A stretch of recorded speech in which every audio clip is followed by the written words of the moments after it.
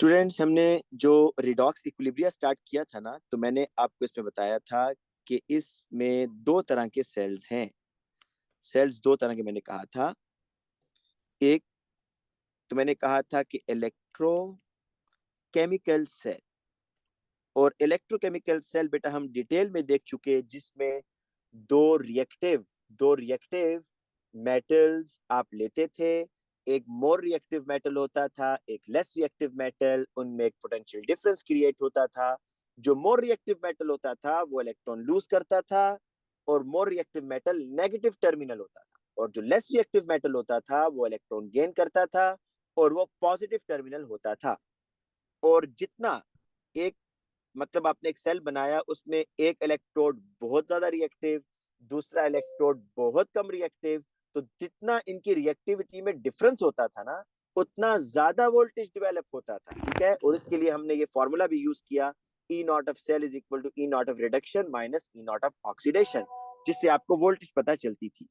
लेकिन आज की क्लास में हमने इलेक्ट्रोकेमिकल सेल अब नहीं करना, अब हमने करना है इलेक्ट्रोलिटिक सेल। ये बेटा वो सेल होगा, इलेक्ट्रोलिटिक सेल, ये बेटा वो सेल है कि जो आप ओ लेवल से पढ़ कर आए।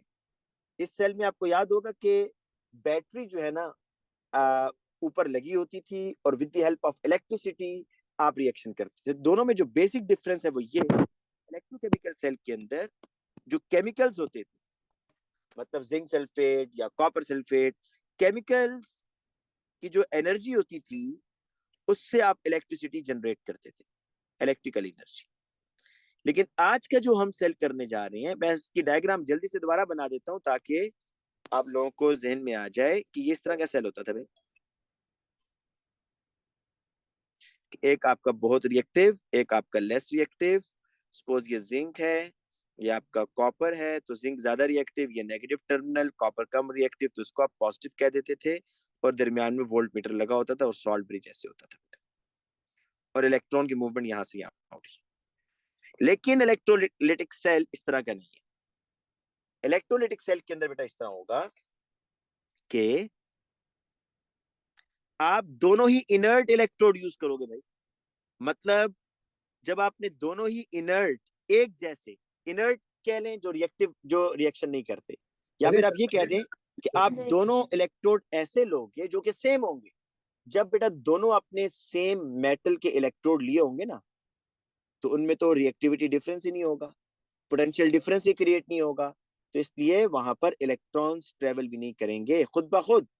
तो इसलिए यहाँ पर फिलहाल मैं आपको एग्जांपल दे रहा हूँ कार्बन। ये आपने ग्रेफाइट लिया हुआ बेटा, कार्बन, ये तो इनर्ट होता है। ठीक है, इस तरह आप प्लेटिनम भी लेंगे तो वो इनर्ट होता है, मीन वो रिएक्शन नहीं करेगा। अब आप इसको बैटरी से कनेक्ट करते थे। तो सिर्फ अभी मैं आपको ये बता रहा हूँ कि दोनों डायग्राम्स में, दोनों सेल्स की डायग्राम में डिफरेंस क्या है। ये वोल्ट मीटर लगा होगा इलेक्ट्रोकेमिकल सेल में, जो मोर रिएक्टिव होगा वो negative terminal, zinc is more reactive. कैसे पता चलेगा? डेटा बुकलेट के अंदर जिंक की ई नॉट वैल्यू मोर नेगेटिव होगी, और कॉपर पॉजिटिव टर्मिनल होगा। ठीक है सर, जी बेटा। जब एग्जाम्स में हम ये ड्रॉ करेंगे पेंसिल से के करेंगे कि पेन से?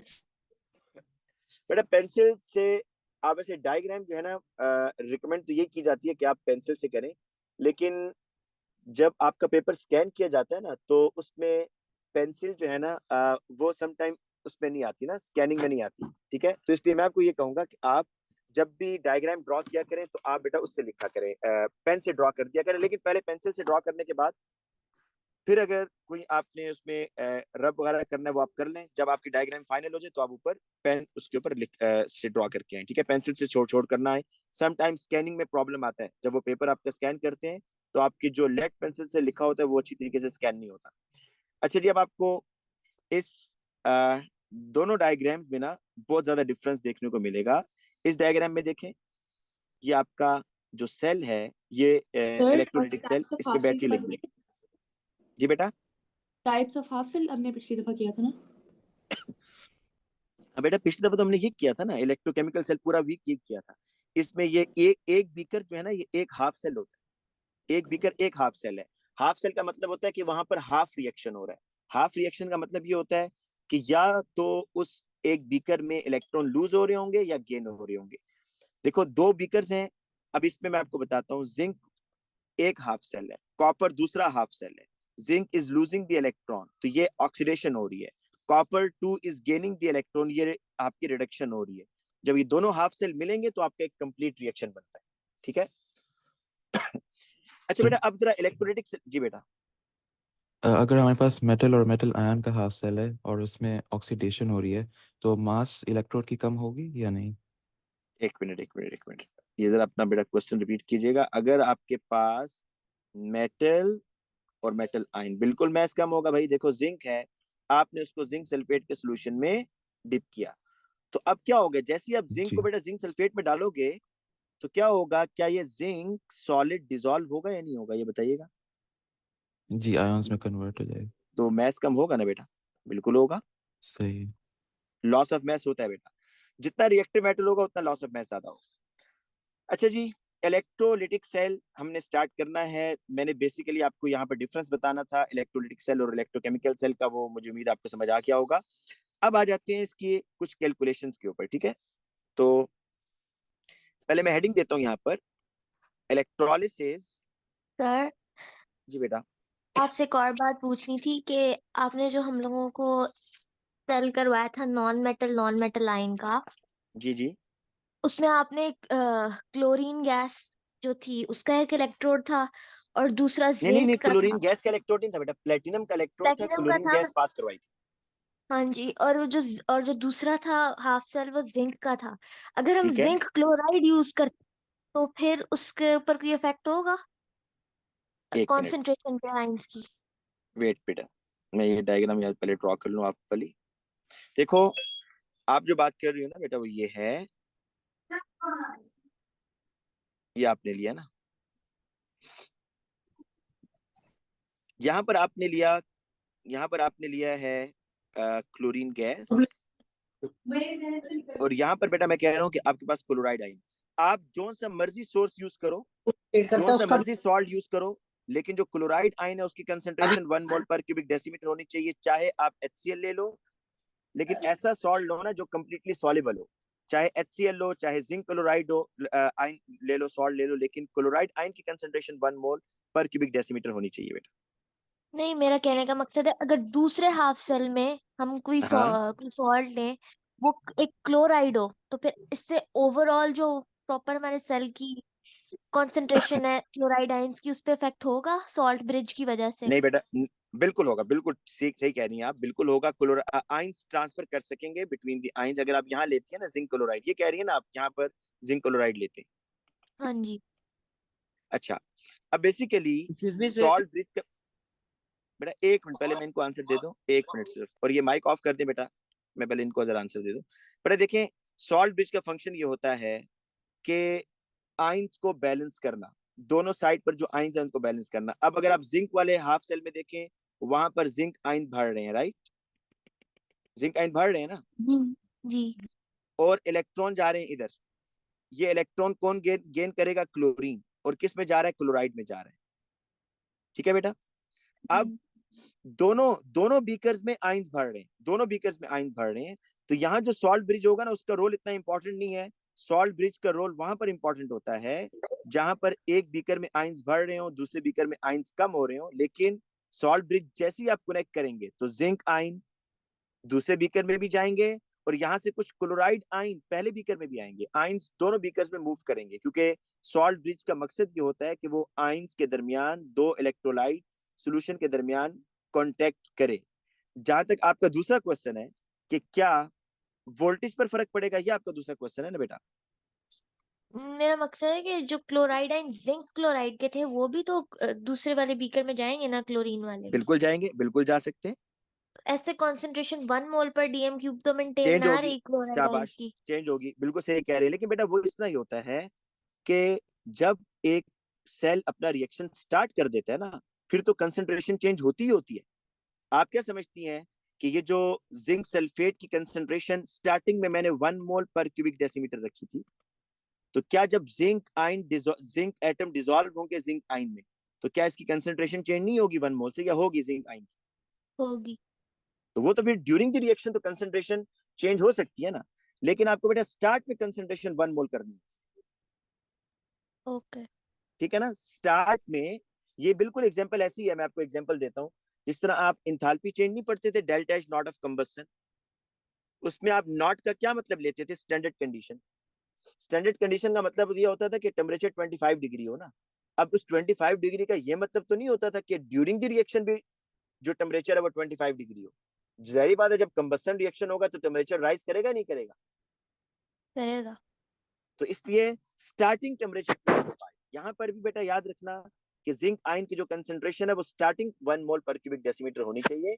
ड्यूरिंग द रिएक्शन तो कंसंट्रेशन डेफिनेटली चेंज होगी। तो बेटा अब हम अपने टॉपिक स्टार्ट करते हैं। हमारा जो आज का टॉपिक है एक्सक्यूज मी वो सर। है जी बेटा। सर जो इलेक्ट्रोलाइटिक सेल है उसमें हमने क्या डिफरेंस बताया कि उसमें बैटरी होगी?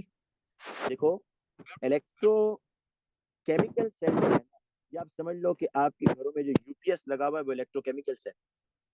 यूपीएस क्या करता है? इलेक्ट्रिसिटी जनरेट करके दे रहा है ना। तो आपके घरों में जो यूपीएस है दैट इज इलेक्ट्रोकेमिकल सेल, वो इलेक्ट्रिसिटी जनरेट करता है।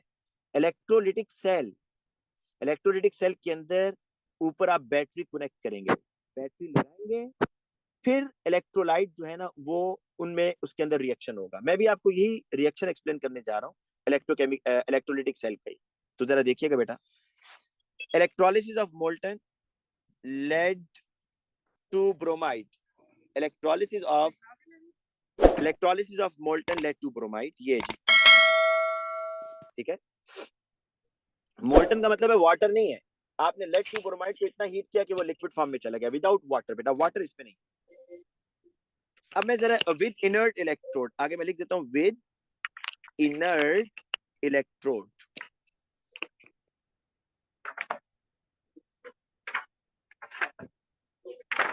इनर्ट इलेक्ट्रोड आप याद बेटा, माइक ऑफ कर दें, माइक ऑफ कर दें भाई।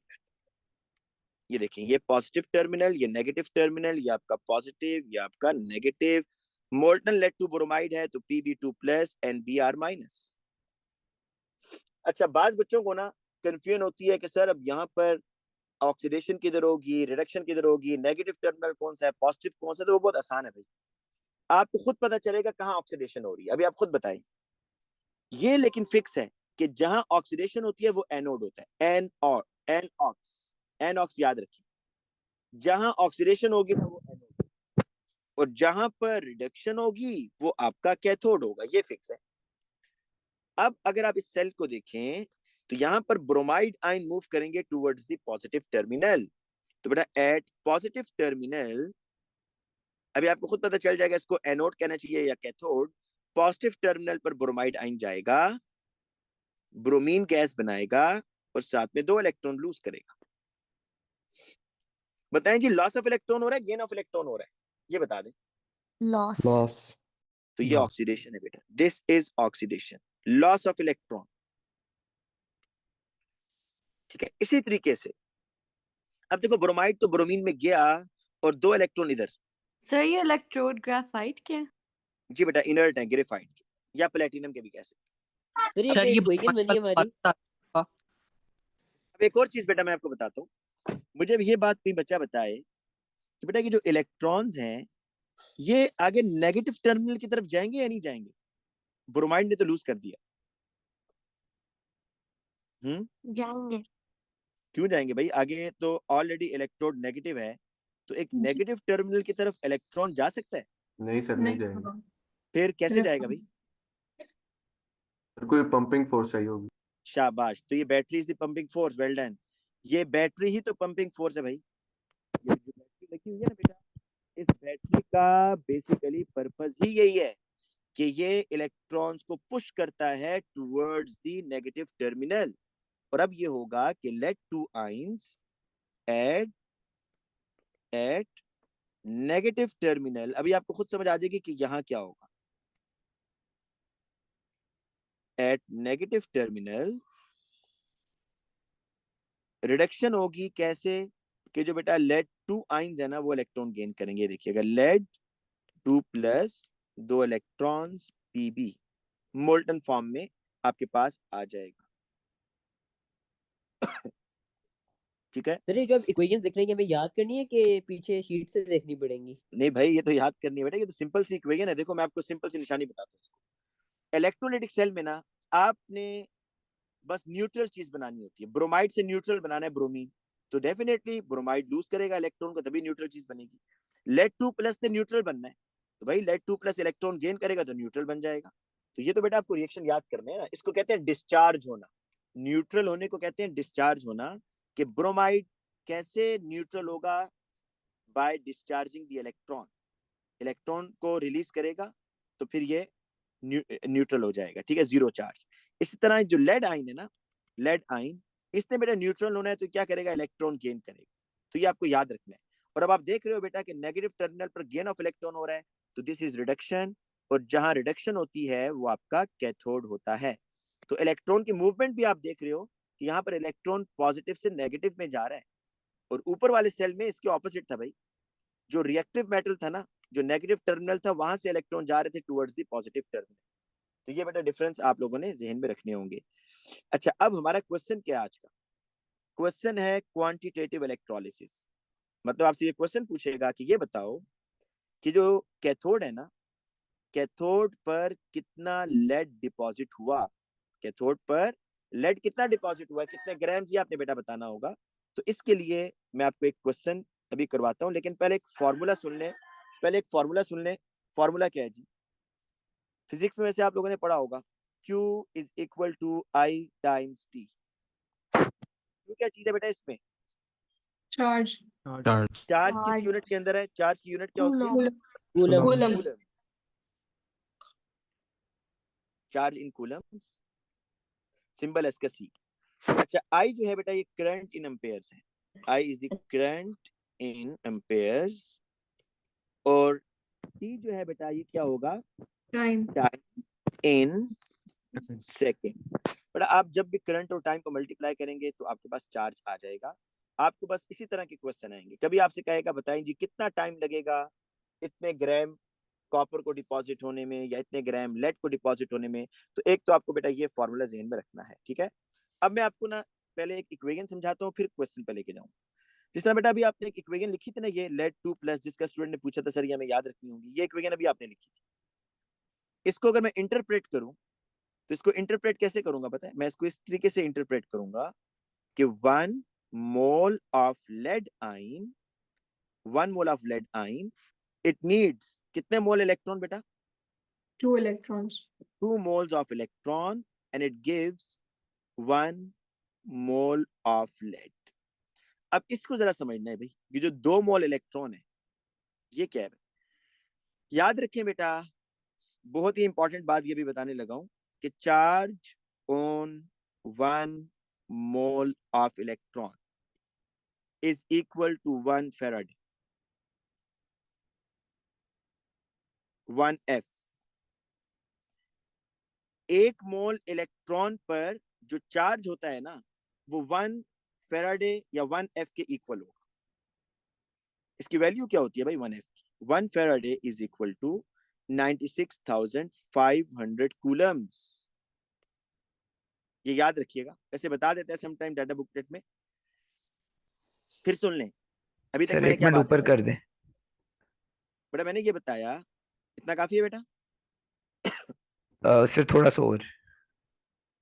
बेटा मैंने ये कहा है कि जो एक मोल इलेक्ट्रॉन है ना, एक मोल इलेक्ट्रॉन पर चार्ज होता है 1 फेराडे, और 1 faraday is equal to 96,500 coulombs. अच्छा बेटा देखिए, अगर मैं इसी इक्वेशन को इंटरप्रेट कर लूं, आप मुझे बताइएगा आपको कोई इस पर इतराज है अगर मैं ऐसे लिखता हूं कि 1 मोल ऑफ लेड आइन needs 2 times 96,500 coulombs, then it will produce 1 mole of lead।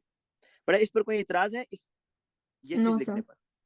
No इसका सर। क्या नहीं मतलब है? सर। देखो देखो, ये 2 मोल था ना, 1 मोल इलेक्ट्रॉन पर चार्ज होता है 96,500 कूलम, तो ये 2 मोल इलेक्ट्रॉन है तो 96,500 कूलम टाइम्स 2 कर दिया मैंने। तो इस तरीके से आपने इक्वेशन को अगर इंटरप्रेट करना आप सीख गए ना, तो फौरन आपको आंसर आ जाएगा। अब मैं क्वेश्चन लिखता हूँ, देखेंगे आप कितने आसानी से आंसर निकाल लेंगे। क्वेश्चन ये है भाई कि कैलकुलेट दी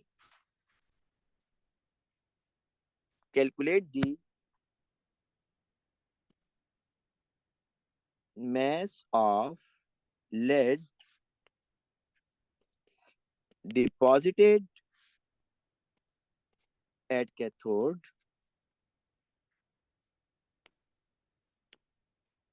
during, अच्छा मुझे एक और चीज बेटा बताएंगे जरा कि मैं क्वेश्चन के अंदर में लिख रहा हूँ, क्वेश्चन सुनते जाए। मेरा क्वेश्चन मेरा ये है कि ये जो हम इलेक्ट्रोलिटिक सेल पढ़ रहे हैं ना अभी, इलेक्ट्रोलिटिक सेल, क्या इस सेल में जो इक्वेशंस हैं वो हमें डाटा बुकलेट में जो इलेक्ट्रोड पोटेंशियल है उनकी वैल्यू से मिल सकती है या नहीं मिल सकती? इलेक्ट्रोड पोटेंशियल का जो डाटा है क्या वो इलेक्ट्रोलिटिक सेल के लिए यूजफुल होगा या नहीं होगा? इन शॉर्ट मैंने क्वेश्चन को रिफ्रेश कर दिया, क्या इलेक्ट्रोड पोटेंशियल की वैल्यूज इलेक्ट्रोलिटिक सेल के लिए यूजफुल हैं, वो आप यूज कर सकते हैं वहां पर या नहीं?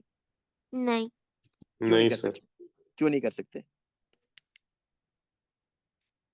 सर क्योंकि वो सेल्स एलिमेंट्स की पोटेंशियल्स है रिलेटिव टू ईच अदर या स्टैंडर्ड रिलेटिव टू हाइड्रोजन। शाबाश। देखो बेटा ये इस मुस्तफा ने बहुत जबरदस्त बात बताई है। देखो ये जो आपके पास इलेक्ट्रो, ये हम स्टैंडर्ड कंडीशन पर लेते हैं, मतलब कि जो जिंक है ना, मतलब वोल्टेज जो आप मेजर कर रहे होते हैं ना with respect to standard hydrogen electrode, वो किस तरह मेजर करते हैं? जिंक जो होगा आपको उसी के सॉल्ट सॉल्यूशन में डिप करना है, जिंक सल्फेट में, और ऊपर कंडीशन ये है कि जिंक सल्फेट की कंसंट्रेशन भी 1 मोल होनी चाहिए। इसी तरीके से जो कॉपर होगा उसको आपने उसी के सॉल्ट सॉल्यूशन में डिप करना है जाकर, और 25 डिग्री पर 1 मोल कंसंट्रेशन होगी, देन आपके पास वोल्टेज आएगा। लेकिन यहाँ इलेक्ट्रोलिटिक सेल के अंदर तो इस तरह की कोई हम कंडीशन नहीं लगाते ना कि जो आपने इलेक्ट्रोड लिया है उसको उसी के सॉल्ट सॉल्यूशन में डिप करें। यहाँ पर इस तरह की कोई कंडीशन हम नहीं लगाते, इसलिए याद रखिएगा। बाज बच्चे यूज कर रहे होते हैं, इसलिए मैं अभी आपको बता रहा हूँ कि इलेक्ट्रोड पोटेंशियल का डाटा इलेक्ट्रोलिटिक सेल में यूज नहीं होगा। तो क्वेश्चन बेटा ये है कि calculate the mass of lead deposited at cathode during the electrolysis when a current of 1.50 ampere flows through, बेटा ये माइक ऑफ कर दें, through molten lead to bromide for 20 minutes। अब मैं आपको स्टेप्स बता देता हूँ एक दफा और इनकी वैल्यूज बता देता हूँ। बेटा ए आर लिख लें जरा आप लेड का, ए आर ऑफ लेड चौथे ग्रुप में होता है, ठीक है, फोर्थ ग्रुप में 207। अब जी सबसे पहला काम आपने ये करना है, स्टेप नंबर 1, आपसे वो कह रहा है जी calculate the mass of lead deposited. बल्कि मैं आपको रिकमेंड करूंगा स्टेप नंबर 1 से पहले आप लोग ये करें, स्टेप नंबर 1 से पहले आप लोग ये करें कि आप ना बेटा एक डायग्राम बना लें इलेक्ट्रोलिटिक सेल की, और इसके अंदर आपने बैटरी के साथ इसको कनेक्ट करना है।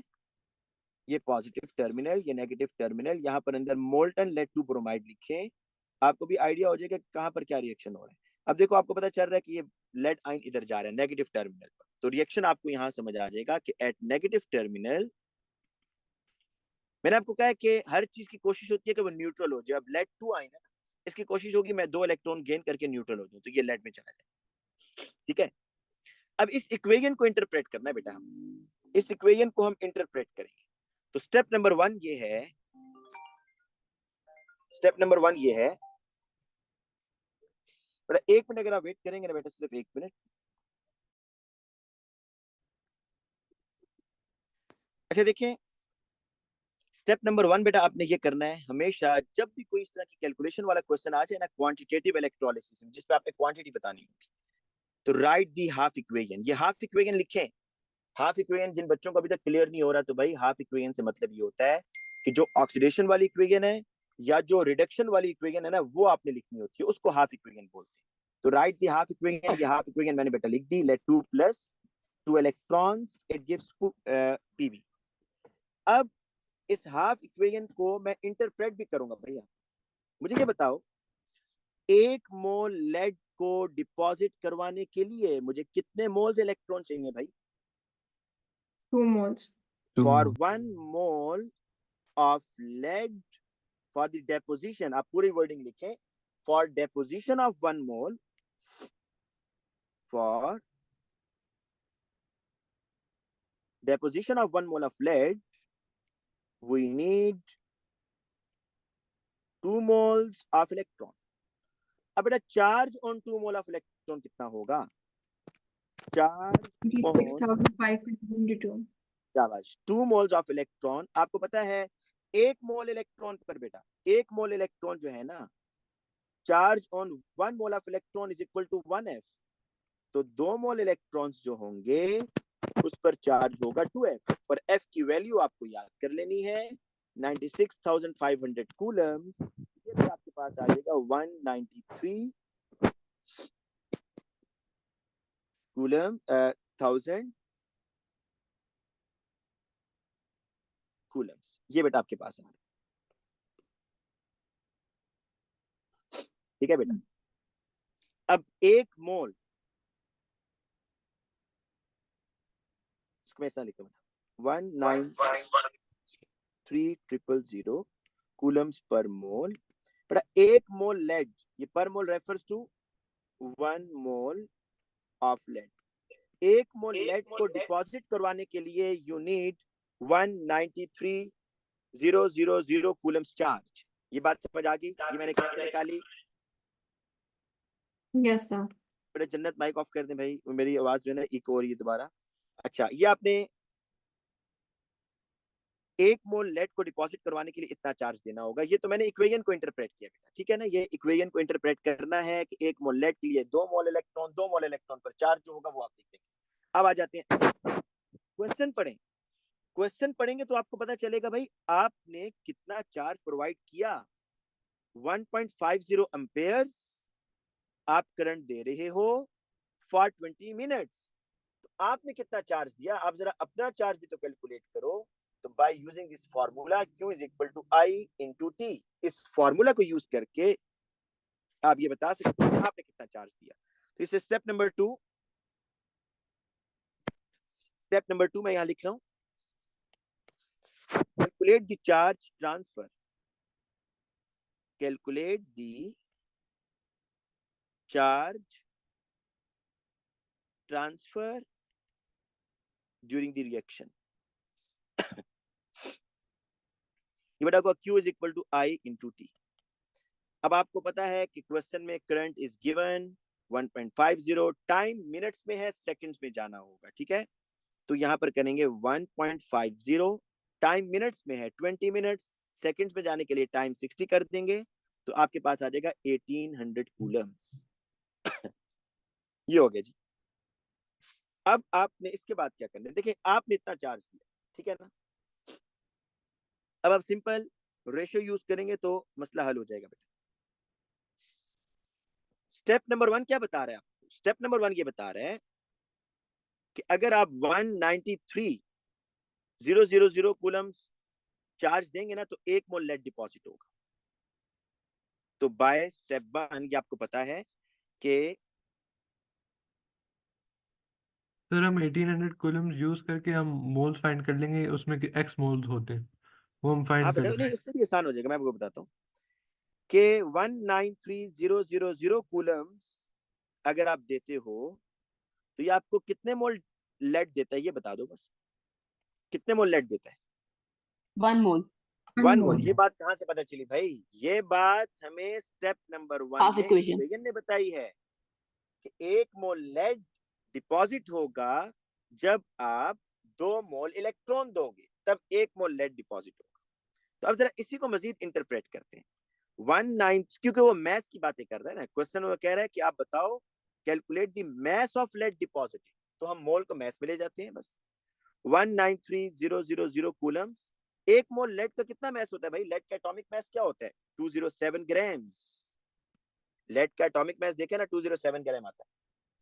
तो देखो रेशियो बन गई है बस कि इतने कूलम चार्ज देंगे इतना लेड डिपॉजिट होगा अकॉर्डिंग टू इक्वेशन। ये हमें इक्वेशन बता रही है। आपने कितना चार्ज दिया? 1800 कूलम्स। तो 1800 कूलम्स आप चार्ज प्रोवाइड करोगे तो x ग्राम लेड डिपॉजिट होगा। अब आपको बेटा यहाँ से बस x निकाल लेना है। सर x is 1.93 आ रहा है, 1.93। जी बेटा, ये करना है बस काम।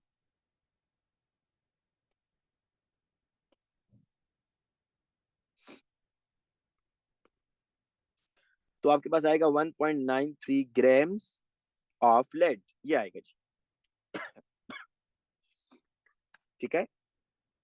अच्छा बेटा, मैंने आपसे कहा था आज मैं क्लास थोड़ी छुट्टी लूंगा, मेरी कोई तबीयत ठीक नहीं है, बड़ी मुश्किल से मैं अभी बोल रहा हूँ।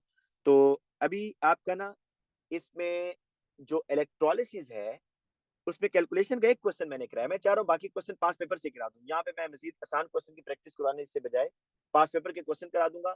और इसमें भी एक चीज रहती है बस, वो क्या, वो भी ओ लेवल्स वाली है। वो ये, आपको याद है ना कि जब वो ओ लेवल्स में आपसे क्वेश्चन पूछता था कि डाइल्यूट सॉल्यूशन में एनोड पर क्या बनेगा, कैथोड पर क्या बनेगा, कंसंट्रेटेड में एनोड पर क्या बनेगा, कैथोड पर क्या बनेगा, सिर्फ वो चीज रहती है। तो वो भी कल आपको पास पेपर के थ्रू ही करा दूंगा। कोई ऐसा क्वेश्चन निकालूंगा जिसमें वो पास पेपर का क्वेश्चन हो, ताकि वहीं से हम इसको सॉल्व कर लेंगे। तो इंशाल्लाह कल से बेटा हम पास सर पेपर को हमने वो स्टार्ट, गिब्स वाला नहीं किया। वो बेटा उसके साथ कराऊंगा ना, जो एंट्रोपी है ना, delta G is equal to okay minus N F E not of cell की बात कर रही है ना बेटा। सर एक जी सर अल्लाह जी हाफिज। तो वो बेटा आपको एंट्रोपी के साथ कराऊंगा, जो एंट्रोपी गिब्स फ्री एनर्जी कराऊंगा तो उसी के साथ कराऊंगा। वो नई इक्वेशन ऐड हुई है पिछले 2-3 सालों से, वो आता भी है, हर साल क्वेश्चन भी आता है बेटा वहां से। जी बेटा क्या क्वेश्चन पूछ रहे थे? सर पेपर 3 में जब हम लोग मोल